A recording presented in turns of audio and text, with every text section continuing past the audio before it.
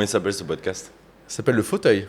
Le fauteuil, très bien. Mais fauteuil écrit photo, œil. Attends, on a des idées, Pas mal. Mojo Studio 2024. Mojo, la créativité. Mojo la créativité, voilà, Exactement. exactement. Édouard, salut. Salut. Comment ça va? Bah ça va bien, merci. Ouais. Merci beaucoup de m'inviter. Avec plaisir, on en profitait qu'il soit là pour un petit week-end sur Nice. On s'est dit on va se faire un petit podcast, un micro-podcast aujourd'hui, très court, parce qu'on n'a pas beaucoup de temps. On a bien bossé ce week-end. Ouais. Voilà. Et donc ce podcast sera sur l'entrepreneuriat, sur tout ce qui est art visuel un petit peu, et on débordera tout le temps sur l'entrepreneuriat de toute façon. Parce que c'est un sujet Voilà. qui t'anime. C'est un sujet qui m'anime et qui t'anime aussi, je pense. C'est vrai. C'est ça. Donc on va commencer par une petite présentation. Edouard, est-ce que tu peux te présenter rapidement? Carrément. Je m'appelle Édouard Hermé, j'ai 33 ans déjà. Et je suis le fondateur de Good Brief, qui est une agence de stratégie et de production de contenu dans le milieu du sport, Ok. particulièrement. Cool. Ok. Et avant ça, qu'est-ce que tu faisais? Parce que t'es pas né en étant Non, je suis pas fondateur né- de Good Brief, on est Je suis bien pas d'accord. né fondateur de Good Brief. Et je remonte jusqu'à quand? C'est toi qui me dis. Franchement, ce que tu le sens. Ce que je sens. Je suis originaire de Toulouse. J'ai grandi du coup à Toulouse. J'ai fait des études de commerce un peu comme tout le monde, un peu classique. Mais ça m'allait pas trop. Je suis parti voyager pendant un peu plus d'1 an. Et en revenant, j'ai fait une fac d'histoire qui m'a permis de lancer une web radio. Et c'est Ok. comme ça que je suis arrivé dans la création de contenu un petit peu. Donc web radio de ma fac du Mirail à Toulouse. Et Ok. ensuite, je me fais repérer par un entrepreneur parisien qui m'amène dans le monde des startups, dans le monde de l'ESS, donc l'économie sociale et solidaire, qui me permet un peu de toucher à ce mix entre le monde entrepreneur, startup, etc. Monde de l'ESS qui donnait quand même beaucoup plus de sens. Et très vite, en fait, la convergence de ça m'a amené en fait, sur des sujets de communication. Ok. Et après un peu plus d'1 an passé chez lui, je rejoins un premier projet qui s'appelle Sansa, qui était un média qui avait pour objectif de rendre visibles les invisibles, encourager à l'action. En gros, je te la fais courte, on faisait des portraits de personnes sans abri Ok. et on racontait leur histoire sur les réseaux sociaux et on engageait des communautés online à passer à l'action. Donc, Pour les aider, du coup. Pour aider ces personnes sans abri, Ok. donc réunir des fonds, mais aussi d'autres types d'actions. Et donc c'était un modèle de média. Le modèle de média, pour ceux qui connaissent, c'est assez casse-gueule niveau financement. Et donc on a développé une agence de communication qui était spécialisée sur les sujets de l'entrepreneuriat social et solidaire. Et c'est comme ça que j'ai eu plus ou moins ma première agence. Et que j'ai travaillé sur des sujets, sur tout un tas de sujets, mais vraiment sur la partie comment est-ce qu'on engage des gens à faire des choses. Ok. Voilà. Et ensuite, un peu de freelance et maintenant, Good Brief. Ok. Est-ce que le fait d'avoir fait de la radio avant universitaire, ça nous explique cette voix ou pas? Alors, écoute, déjà, je vais le prendre comme un compliment. Ouais. Il faut quand même un Carrément, compliment. bah Bien ouais, sûr. forcément, parce que quand je monte la web radio, si je dis pas de bêtises, c'est 2014. Ok. 2014, à l'époque, il n'y a pas vraiment les podcasts, tu vois. Ouais. Et donc nous on monte cette web radio et le premier truc qu'on se dit c'est putain nous on voulait être streamé, tu vois, c'est-à-dire Ok. qu'on voulait avoir on voulait qu'il y ait des émissions en continu, etc. Et en fait c'était pas possible, donc on a été forcé de faire des formats podcast. Ok. Et donc ça veut dire que moi j'ai commencé les premiers podcasts en 2014. Après j'ai eu d'autres podcasts, j'ai eu un podcast sur l'entrepreneuriat social et solidaire qui s'appelait La Causerie, Ouais. que j'ai lancé en 2017. Moi, je t'ai connu à ce moment-là. Pas en 2017, mais Non. j'ai connu la causerie. Enfin, en tout cas, quand on s'est rencontrés, quand on s'est connus, tu m'as parlé de la causerie. Oui, Et je l'ai écouté, probablement. du coup. Ouais, parce qu'on s'est rencontrés pendant le confinement 2020. Exactement. Et je crois que j'ai sorti mon dernier épisode de La Causerie à ce moment-là. Exactement. Et ensuite, avec tout... Donc, on s'est rencontrés grâce à la photo. Et grâce à la photo, j'ai lancé Plein Format, qui est un podcast de photos qui est en jachère. Je dirais pas qu'il est mort, mais aujourd'hui, c'est compliqué de continuer ce genre de format. Il faut savoir que les entrepreneurs, on en a beaucoup de projets en jachère. On aime bien et j'aime bien cette expression du coup en jachère parce que en fait on a tellement de projets en même temps, tellement de choses qui peuvent nous inspirer, qui font que on va avoir peut-être pas forcément la bonne inspiration pour ce moment-là, pour ce projet-là, et derrière, du coup, le laisser de côté, attaquer sur notre projet qui va sûrement peut-être nous donner une idée pour revenir sur le premier projet. Et ça, c'est plutôt cool. Ouais, je pense que une des qualités pour entreprendre, c'est la rapidité de la prise de décision. Et ça, en gros, c'est quelque chose que tu peux appliquer assez vite. Je pense qu'il faut vite savoir prendre des décisions. Et donc, j'ai un projet que j'ai envie de faire. Je ne vais pas commencer à faire 1000 PDF, des PowerPoint, essayer de convaincre 30 personnes pour lancer une idée. Il faut la lancer vite. Et à partir de ça, en gros, on va faire des itérations. Donc, ça marche bien, je vais améliorer et tout, etc. Quand tu sens que tu n'as plus la flamme ou que tu n'as pas l'énergie, le temps, etc., mais que c'est pas de la flemme, c'est que tu es pris par d'autres choses, je suis pas sûr, à part dans certains cas, qu'il faille se forcer à faire des choses. Bien sûr. C'est un petit peu le coup de ce podcast. On devait le faire à la base samedi soir tranquillement. Finalement, on l'a pas fait samedi. On devait se le faire dimanche. On l'a pas fait dimanche. On est lundi matin. Tu pars dans 1h30. Ouais. On s'est dit, on se le fait en une demi-heure. Et voilà, c'est ça en fait. C'est un petit peu. Il y a du freestyle. Il y a de l'anticipation. Moi, j'aime bien dire ça à mes collègues entrepreneurs, mais aussi à mes élèves photographes. La photo et l'entrepreneuriat, c'est beaucoup d'anticipation, mais c'est aussi pas mal de freestyle. Ouais. Et c'est ça qui est cool. J'ai une question pour toi, parce que je sais qu'on en a parlé en off, et tu as vécu en Australie. Ouais. Tu es parti à l'étranger. Est-ce que selon toi, aujourd'hui, si tu veux entreprendre, est-ce qu'une expérience à l'étranger, c'est une grosse plus-value ou pas? Ou c'est pas nécessaire? Je pense que ça a plus à voir avec des traits de personnalité intrinsèques que, si tu veux... Comment dire? Pour entreprendre, je pense qu'il faut avoir ça en soi, tu vois. Et okay. Donc ça serait de l'inné? Non, mais... Une partie? Ouais, une partie d'inné. En tout cas, ça a plus à voir avec la personnalité parce que justement, il y a de plus en plus, tu vois, de formations entrepreneuriales, etc., qui peuvent, je pense, servir sur des bases comptables et autres, etc. Mais c'est plus le fait de ne pas pouvoir être employé, tu vois. Genre, devenir inemployable. Et si tu veux, je pense pas qu'il y ait de parcours type d'être entrepreneur. On est d'accord. Et donc...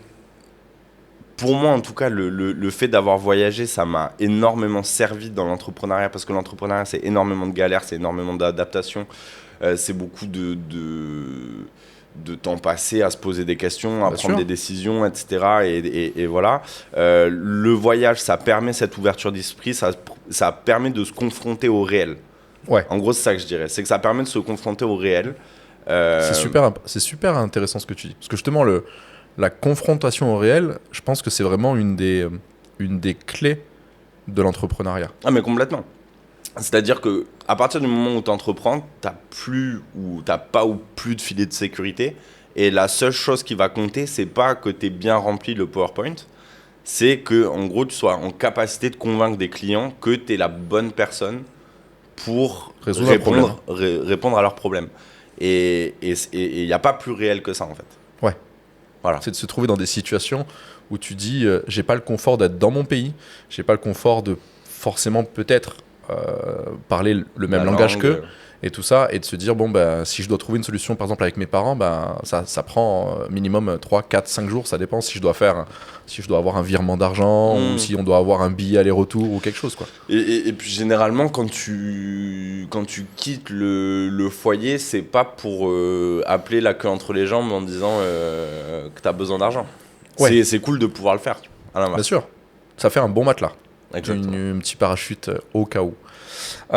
Ce format, il va être très court aujourd'hui, mais du coup, j'ai une question pour toi. Et je sais que tu as un avis, on va avoir le même avis là-dessus. Toi qui es dans la com, aujourd'hui, avec ton agence, selon toi, si on prend deux profils, on prend un produit qui est pas ouf, mais on lui fait une com d'enfoiré, mais vraiment une com de fou. Et à contrario, on prend un produit qui est dingue, mais on communique pas trop dessus, pas ouf. Est-ce qu'il y en a un des deux qui va sortir de l'eau? Alors, moi je dis toujours que les marques battent les produits. C'est obligatoire parce que bien sûr qu'une com très bien faite sur un produit qui est pas ouf, ça va marcher. Parce que notamment, forcément, alors c'est peut-être un peu pas des intuitions, mais tu vois, genre des images que j'ai, mais je vois très bien des outils digitaux très, très bien présentés, etc. Le truc, c'est que forcément, un outil digital sur le long terme, qui est pas bien, sur le long terme, il pourra pas marcher. Mhm. Alors qu'un très bon produit, la com, ça se change, tu vois. Oui. Donc, mais oui, bien sûr, les marques battront toujours les produits. Ok. Bon, toi qui fais un petit peu de photos, Ouais, on rebifurque un petit peu sur la photo. vas-y. Matos photo, on y va à fond ou on est en mode plutôt... Bah, tu sais. Parce que je sais qu'on n'est pas d'accord là-dessus. Bah ouais. Je sais qu'on n'est pas d'accord là-dessus. Bah, tu vois, tout à l'heure, juste avant, on parlait de la puissance des marques Ouais. et la puissance de la com par rapport à des produits. Et c'est ce que fait très bien le marketing, c'est de te faire croire que tu as besoin d'énormément de choses et que si t'es pas, par exemple, vu qu'on parle de photo, que si t'es pas en photo, c'est parce que t'as pas le 35 Dernier mm appareil photo. GM en 1.4, tu vois. Et donc, le marketing te fait croire que c'est ça. Alors que moi, je pense pas. Je pense, j'ai vu trop de photographes de ouf. J'ai des noms en tête, une Emma Birsky, j'en ai d'autres, Copetto, enfin des gens qui sont passés par exemple par le podcast Plein Format. Quand je vois le matos qu'ils ont, ils ont pas du matos de ouf, mais c'est pas ça qui fait la qualité de la photo. C'est bien plus l'œil, c'est bien plus tout Bien ça. évidemment. Et comme tu le sais, moi je suis plutôt partisan de choisir une focale et d'aller la maîtriser à fond. Comme si on fait du noir et blanc, c'est de se dire ok, pendant 1 an je fais du noir et blanc jusqu'à ce que j'aille percer tous les secrets du truc. C'est de connaître cette focale tellement par cœur que tu sais exactement quel cadrage tu vas voir au moment où tu mets ton œil dans le viseur. Exactement. On est d'accord.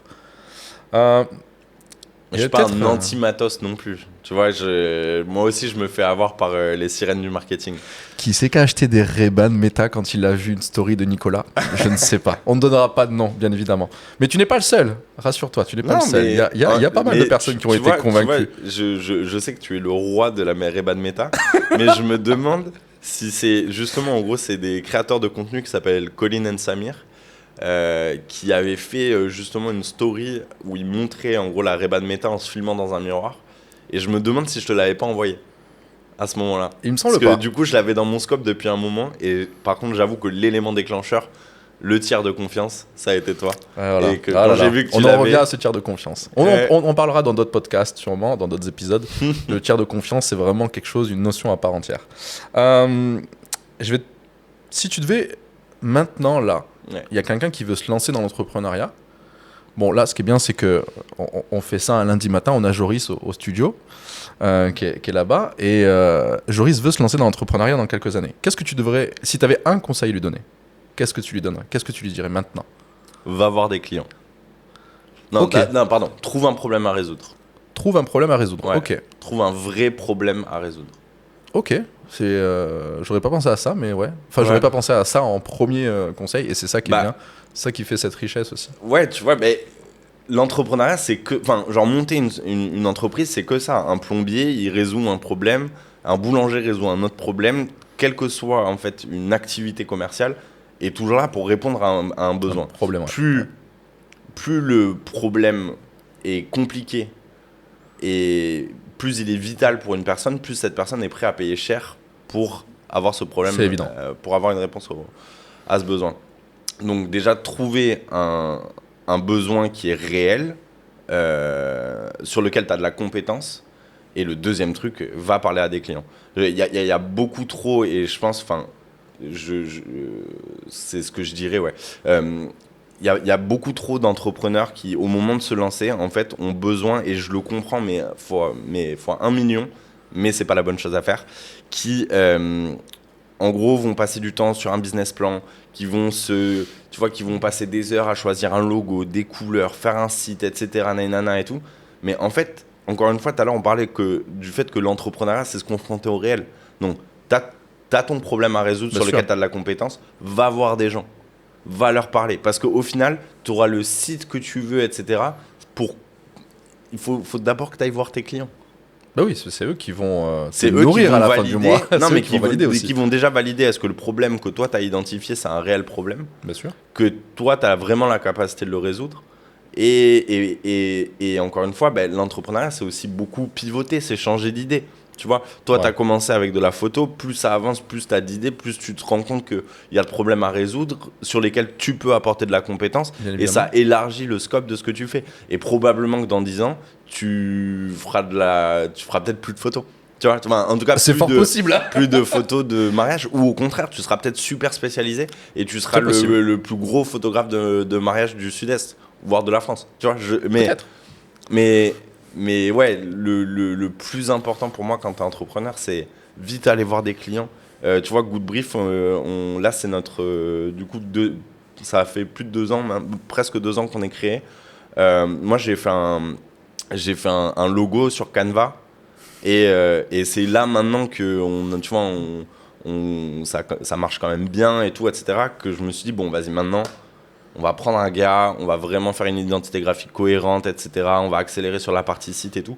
Mais on a commencé sans site, sans réseau et sans logo à part un truc sur Canva. Ouais. Mais on est allé voir des clients, on est allé parler, on a pris des opportunités. Bah, de toute façon, et je vais suivre ton raisonnement là-dessus, le logo du Mojo Studio a été fait en moins de 5 minutes. Ouais. C'est-à-dire que je me suis mis sur un générateur de logo, Ouais. j'ai tapé les valeurs que je voulais, les couleurs qui me plaisaient et qui, voilà. Et après, tu choisis un graphiste virtuel selon des caractéristiques. Et derrière, ça m'a pondu le logo. Enfin, ça m'a pondu plusieurs exemples de logos. Il y en a un que j'ai kiffé. Je l'ai envoyé à un pote. J'ai fait une capture d'écran et je lui dis, tu pourrais me faire un truc dans le genre. Il m'a dit, je peux te le recopier si tu veux. Et là, j'ai dit, bah vas-y. Et du coup, voilà, il l'a fait. Et un quart d'heure après, j'avais mon logo. Ouais. Pour le Mojo Studio, j'ai juste rajouté une petite citation en dessous. Mais sinon, j'ai rien changé de. Voilà. On changera peut-être dans plusieurs années. J'en sais rien. Peut-être qu'il y aura. Tu verras, peut-être pas si tu es toujours à l'aise avec le Bien truc. sûr. Mais voilà, encore une fois, c'est normal, l'entrepreneuriat, se lancer, ça fait peur. C'est normal. Et C'est une normal. Et certitude. si t'as pas peur, c'est que t'es inconscient. Ou que tu as beaucoup d'argent. Ouais, Ou du que t'as coup, t'es beaucoup d'argent à inconscient. dépenser. Ouais, voilà, Ça peut le faire. Que t'as envie de cramer de l'argent, mais je comprends que ça fasse peur et je comprends qu'on cherche à se rassurer.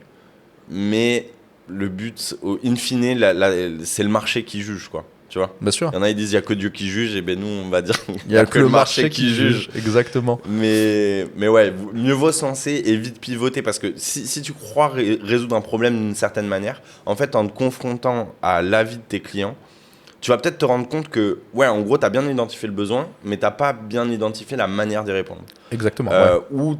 Ou en gros, t'as pas bien identifié le besoin, tu vois. Mais t'es pas loin, mais en fait, c'est pas ça. Et du coup, l'offre, elle va changer. Ah Donc, ouais. c'est en te confrontant à des clients que tu vas pouvoir, toi, itérer et en gros, voilà, trouver le sweet spot qui est genre, il y a un problème à résoudre et je sais le résoudre. Ouais. Et donc, je peux avoir des clients. Ok. Très bon. Et je te rejoins totalement sur le fait de faire un business plan très rapide et pas avoir 36 000 PDF à remplir et tout ça. Je trouve ça mais ahurissant quand il y a des personnes qui me disent voilà, ça fait une semaine que je suis sur mon BP. Non mais sérieux. Enfin moi un business plan je le fais en moins de 2 heures. Ouais. Moi je crois que j'ai jamais fait de business plan. Ouais. Moi je le fais en mais moins de 2 heures après, et c'est rapide quoi. Dans un second temps, quand tu passes dans des étapes de structuration, là oui, ça devient beaucoup quand tu plus vas aller important. voir une banque en disant j'ai telle idée, tel machin, oui c'est sûr tu vas pas aller voir le banquier en disant bon j'ai une idée. Je sens que ça va marcher, t'inquiète. Vas-y frérot. T'inquiète. Fais confiance. Fais confiance. Pourquoi tu donnes pas 200 000 maintenant là comme ça Pourquoi tu fais pas confiance? Non mais c'est clair. Joris, est-ce que tu as une petite question pour Edouard? Ouais. Du coup, on a vu que tu faisais des stratégies pour différentes marques et entreprises. Moi, j'aimerais savoir en fait ce que tu préfères entre bosser avec des petits entrepreneurs ou des petites entreprises, souvent composées d'une personne, ou alors, à contrario, un gros groupe ou une grosse agence. Qu'est-ce qui va t'apporter le plus là-dedans? Alors, je vais répéter la question pour être sûr que tout le monde l'entende. Ouais. En gros, toi qui travailles dans la com, est-ce que tu préfères travailler avec des gros groupes ou avec des petits entrepreneurs? C'est ça, en résumé. C'est ça. Ok. Je dirais que c'est très différent et que chaque typologie de client a ses avantages. Et ses inconvénients, du coup. Ouais, il y a toujours un avantage et un inconvénient dans une situation. Ouais. On va dire que le grand groupe, tu vois, par exemple, je bosse avec Paylib. Avec Paylib, ce qui est cool quand on monte une OP avec Paylib, ça nous est arrivé, là on a fait une campagne sur Twitch pendant plus de 4 mois. Et sur cette OP, ce qui est bien, c'est que tu peux penser tout de suite les projets en grand. Ok, oui, parce que tu sais qu'il y a du cash derrière. Enfin, tu sais qu'il y a des moyens qui sont mis en œuvre, qui sont mis. Okay. Et donc, ça te permet de penser, d'aller loin dans la créativité, bien sûr, d'aller loin dans les projections de ce que tu peux faire. Et du coup, forcément, tu vas être attendu sur les livrables. On va dire que les inconvénients, ça va être que la prise de décision va être moins rapide. Tu as plusieurs strates à explorer, bien évidemment. Ouais. Dans le sport, moi je bosse plutôt avec on va dire des middle organisations. Donc c'est pas des entreprises de 1, c'est des entreprises qui généralement font un peu plusieurs millions d'euros de chiffre d'affaires, mais ou qui sont en phase d'investissement. Avec eux aussi, tu restes à taille humaine et ça me plaît beaucoup. Et là où j'aime bien aussi et pourquoi j'ai gardé un format de formation avec des entrepreneurs, c'est que je pense pas que je le ferai que c'est pas du business pour moi. En gros, c'est plus que ce qui me plaît dans mon métier et pourquoi j'adore autant la communication, la marque, etc. C'est de se dire que en fait tout le monde a une histoire. Bien sûr. Tout le monde a une histoire. On doit la partager. Tout le monde est une marque. Et que, en fait, tout le monde a des choses à offrir au monde. Moi, ce qui me plaît à travailler avec des entrepreneurs individuels, en tout cas des solopreneurs, c'est comment est-ce que je vais les amener à parler d'eux de la meilleure manière possible. Et surtout, qu'est-ce que je vais découvrir de leur métier. La semaine dernière, tu m'as fait venir à Nice pour un client. Voilà, pour un client à toi qui travaille dans le vin. Exactement. Le vin, solopreneur aussi, du coup, parce qu'il est tout seul. C'est un univers que je connais pas du tout et ça m'a passionné en fait de découvrir son monde, de le faire parler de son produit, etc. Je trouve ça trop intéressant. Et tu vois, je sais pas pendant combien de temps je pourrais encore me permettre de faire ce type de format, de workshop et tout. Mais tant que je le peux, je le ferai parce que ça te permet de rencontrer des humains incroyables et des gens qui charbonnent tous les jours pour montrer leur vérité du monde, quoi. Petite dédicace à Geoffroy au passage. Voilà. Hein, on a passé une bonne journée. Il est parti, il avait la migraine. Je pense qu'on a fait un bon petit tour. Parce qu'après, de toute façon, on va être un petit peu pris par le temps. Mais en tout cas, je te remercie vivement de ce week-end que tu as passé sur Nice, de ton investissement auprès de mon client, donc de Geoffroy, vendredi. On a passé une journée extraordinaire. Donc je voulais te remercier encore par rapport à ça. Et ce petit week-end, j'espère que tu reviendras sur Nice. On se fera une vraie version longue de ce podcast. Donc vous pourrez poser des questions sûrement dans les commentaires ou vous m'envoyez un DM, on se débrouillera. Je noterai tout et on se ferait un épisode 2 avec Edo. Carrément. C'est bon pour vous ou pas? Bon, écoute, je pense qu'on est tout bon. Merci beaucoup pour l'invitation. Le petit pilote du fauteuil. La nouvelle version du fauteuil, parce que j'en avais fait une première version qui n'est pas encore sortie. Peut-être qu'elle sera sortie d'ici là, mais vous allez voir, c'était pas ouf. C'est un peu plus ouf maintenant, et ça va devenir de plus en plus ouf. Voilà. En tout cas, le studio, le cadre et tout, c'est vraiment cool. Le studio, t'as kiffé. Je sais que j'ai adoré le studio. Voilà. Vraiment. Donc venez au Mojo Studio pour qu'on puisse faire des podcasts. Si t'es entrepreneur et que t'as une petite idée derrière la tête, on peut en discuter. Edo, je te remercie. Merci à toi, poulet. Et à plus. Ciao tout le monde.